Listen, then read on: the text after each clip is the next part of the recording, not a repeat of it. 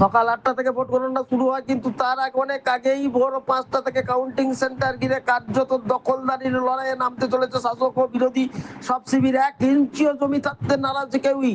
দলীয় নির্দেশে তৃণমূল, বিজেপি, বাম জোট থেকে আইএসএফ সব পক্ষই তাদের কাউন্টিং এজেন্টদের ভোটের মাধ্যমে সেন্টারে পৌঁছে দেওয়ার প্রস্তুতি সেরে ফেলেছে। লক্ষ্য স্পষ্ট, কোনো ফাঁকই যেন না থাকে। 6টি বিধানসভা কেন্দ্রের গণনা ঘিরে তৎপরতা সবচেয়ে বেশি। বারাসাত গভর্নমেন্ট কলেজে গণনা হবে বারাসাত, হাবড়া, অশোকনগর ও দেগঙ্গা কেন্দ্রে। পাশে বারাসাত গভর্নমেন্ট হাই স্কুলের গণনা হবে মধ্যমগ্রাম ও আমডাঙ্গায়। ব্যুরো রিপোর্ট, সৃষ্টি সকাল, নিউজ বাংলা।